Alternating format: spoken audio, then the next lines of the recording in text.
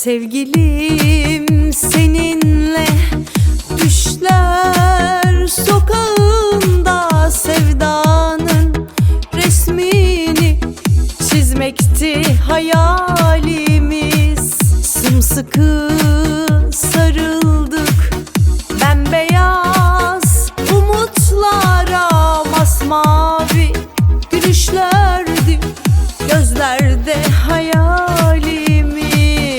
Bulutlardan taç yaptım sevgilim saçlarına, her yağmur damlası ben gibi dokunsun sana. Bulutlardan taç yaptım sevgilim saçlarına, her yağmur damlası ben gibi dokunsun sana.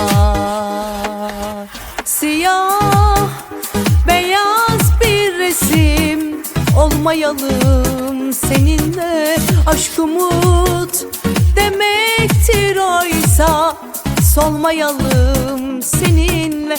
Siyah beyaz bir resim olmayalım seninle, aşk umut demektir oysa solmayalım seninle.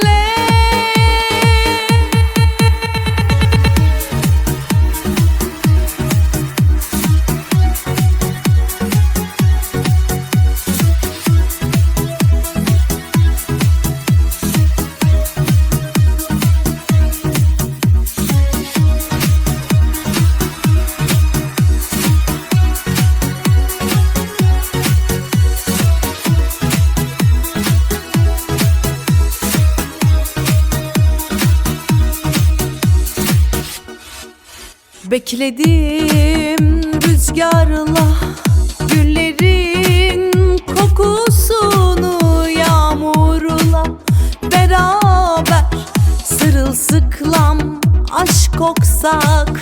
Birleşse ellerimiz kar tanesi gibi temiz, bir çocuk gibi masum mutluluğa dokunsak. Bulutlardan taç yaptım sevgilim saçlarına, her yağmur damlası ben gibi dokunsun sana. Bulutlardan taç yaptım sevgilim saçlarına, her yağmur damlası ben gibi dokunsun sana.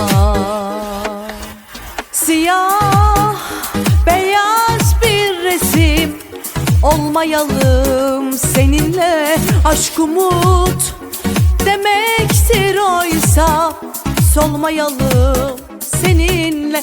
Siyah beyaz bir resim olmayalım seninle, aşk umut demektir oysa solmayalım